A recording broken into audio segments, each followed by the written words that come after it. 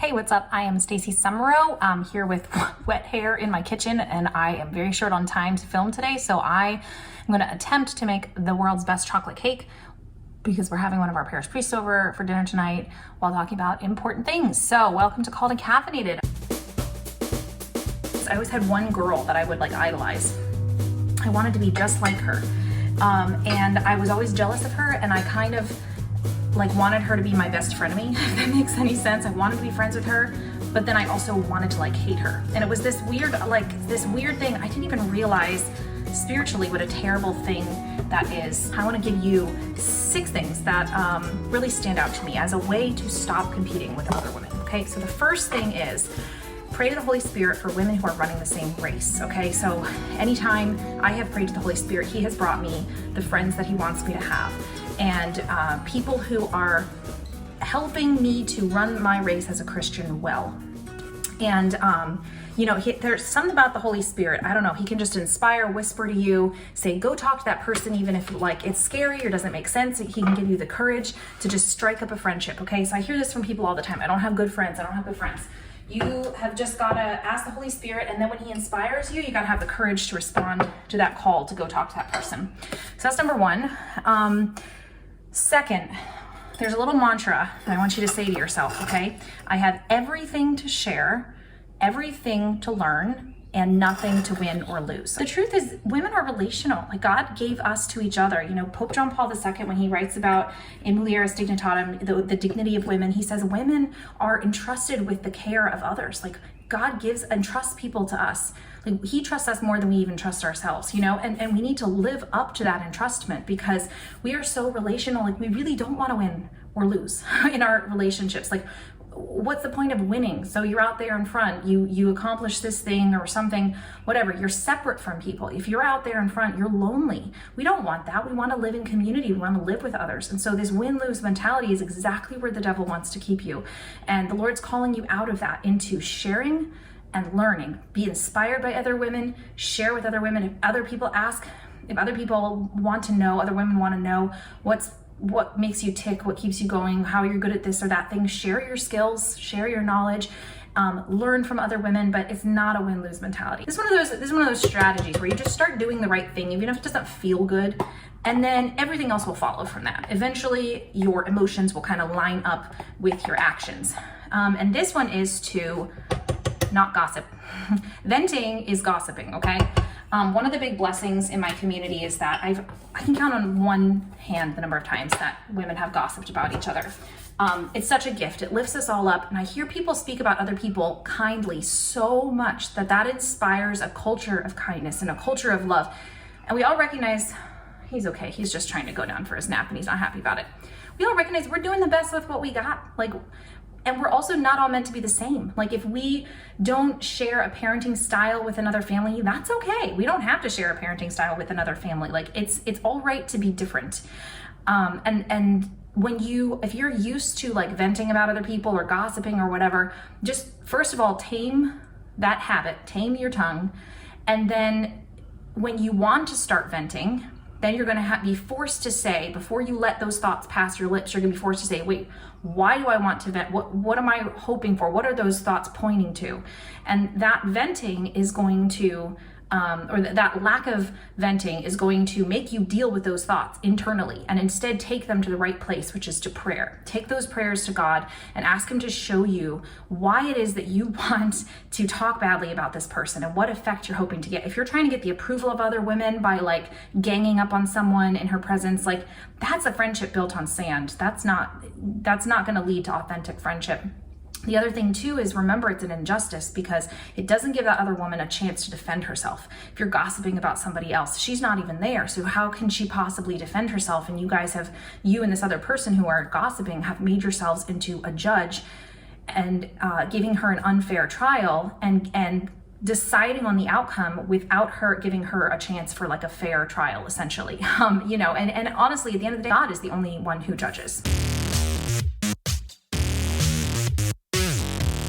The fourth thing, which is to give compliments liberally.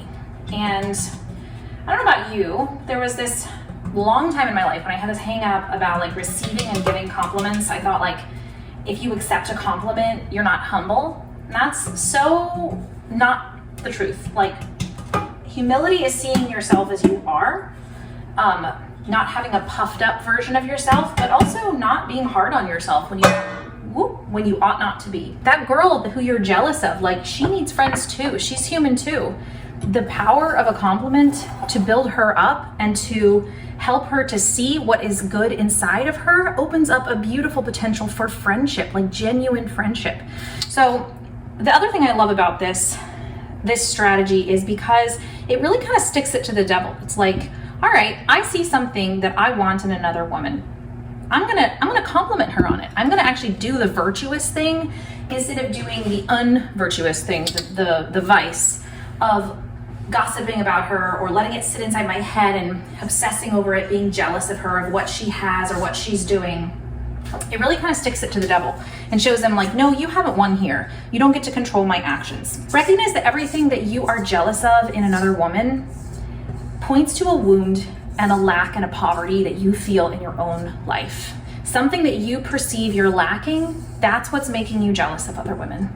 And that's gonna take a lot of introspection. So if you feel that, like, I don't think the journey of learning to not compete with other women is ever going to be like fully finished. I think we're all at different points of the journey.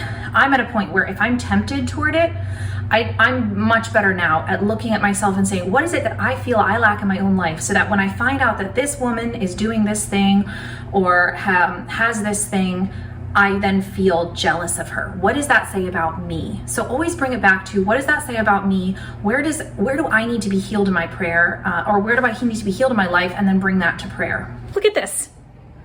We've made some cakes, y'all. You're seeing my very, very messy kitchen. Today is a candle making day as well as a cake making day because I am getting so many orders for my candles. I just can barely keep up with them. What a blessing. So finally, keep off of social media if it's tempting you. I know a lot of people are talking about this, but I feel like there can't be too many reminders. I have cut way back on social media this year, really for the past several years actually. And the way that I use it is drastically different now, and I don't use it much at all, honestly. Obviously, if you have the capacity to be on social media without getting jealous, and that is a way that God's calling you to evangelize and share, beautiful. But if you're like me and you recognize that it is pointing out all of your insecurities over and over again in a way that doesn't allow you to actually have a real friendship with the women that you're jealous of on social media, then just don't go on social media. Don't put yourself in that position. Social media is always going to be whatever it is that you want to portray about yourself. And so when you're looking at somebody else's version of their life and they're getting so many likes and whatever, it's an idealized version of their life. It's not the whole story. No matter who you are, I'm sorry, if you have millions of followers, you're not showing your whole story on social media. Even if you're vulnerable and real, you're still choosing what you share that's vulnerable and real on social. So for me, I've just found the healthiest thing, because I know myself and I know like I'm not immune to this jealousy. The healthiest thing is just stay off it and really live my real life with my real friends who are wonderful and enjoy all the beautiful, fulfilling things about our friendship. I get to see people in their fullness that way. Like, I'm not just seeing this idealized version or this curated version of their life, but when I actually get together with my friends, we get to share the highs, the lows, and everything in between. It's a real friendship. It's an authentic friendship, and I love it. Oh, my oven's ready. Okay, I'll cut it off there. Yeah. Thanks for tuning in today. I appreciate it. If you want to support my ministry, you can join my Patreon community. We have monthly video chats, which is super fun, and we have a great community from all around the country. If you would also like to support me with the purchase of a candle, I would be most honored. They are on the Catholic All Year Marketplace. I will share a link. We have like 10 different ones. Here's some of the ones for Lent. They are in process. These are the Memento Mori candles, and they're gonna have a label that has like a countdown for the 40 days of Lent. So you can keep your prayer resolutions, cross off every day that you meet your prayer resolutions for Lent as you count down to Easter. So pretty cool, pretty fun. Okay, God bless you until I see you next time. Bye-bye.